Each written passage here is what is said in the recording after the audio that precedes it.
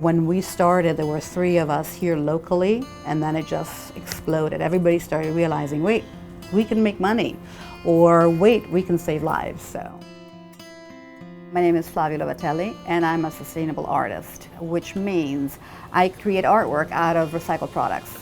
I use what normal people throw away to create my work, like this piece behind me. It's an installation out of K-cups, the machine that makes this disposable little coffee. And I clean them out and install them into this cluster of spheres. So luck has it I know how to sew. My mother was a fashion designer, and back in those days, fashion designers were taught to know how to sew more than anything and create their own patterns. So she gave that to me growing up.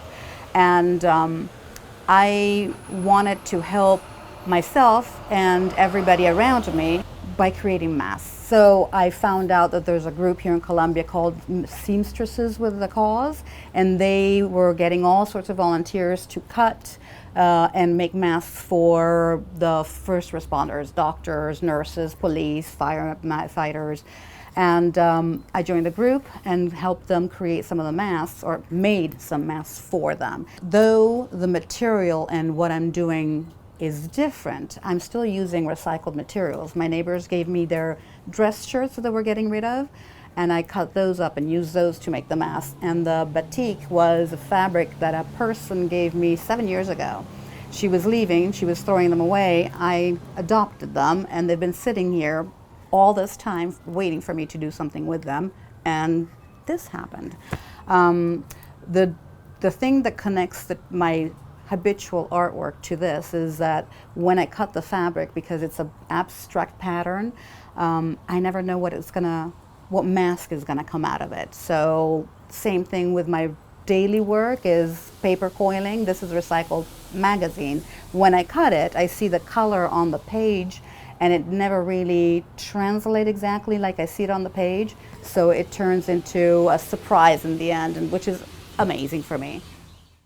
I have gotten a lot of feedback from my masks, both from local. I mean, I have lots of friends who bought my masks, and I've donated a lot personally to, like, my mailman.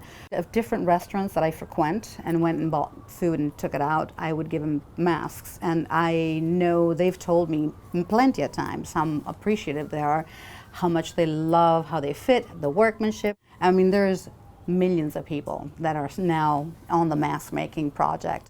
So the installation of the giant mask and the sculptures in Colombia, and I did 3, came about another friend just mentioned it, wouldn't it be fun? And I'm like, oh my God, that would be fantastic to create a mask for public sculptures as a symbolic gesture that we are all in this together, and it's a reminder, wear a mask. Can't hurt you. So I contacted Clark because I had been to his unveiling of the green eyes the day he unveiled it. Beautiful work. I love his everything.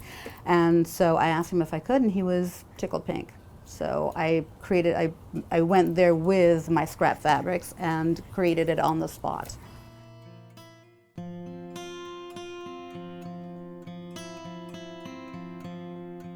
The Adopt a Window project is a project that was brought to my attention from a friend of mine who works at the facility.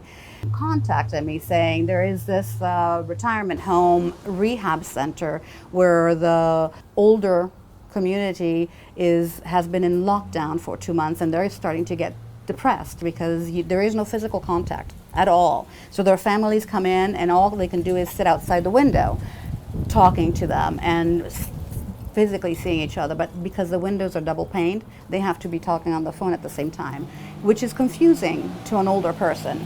And so they asked if we could do this because all they see outside their window is a vast parking lot with a little bit of greenery, but there is nothing inspiring. So of course I'm going to jump on that.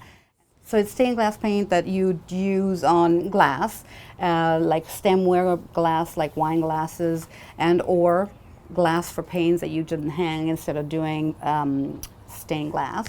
And it typically when you're doing something that you'll be using a lot in washing, you bake it, but the sun's going to bake it on the windows. So it's translucent in many cases, unless you apply several layers.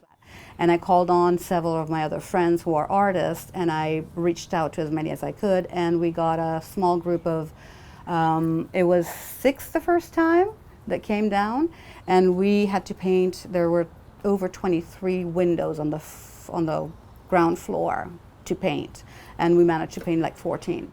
Quite honestly, I don't think my life has changed much. My studio is in my home, and I work all the time. I'm always creating stuff. My artwork takes a lot of time. It's minute detail work of paper, mostly, and plastic.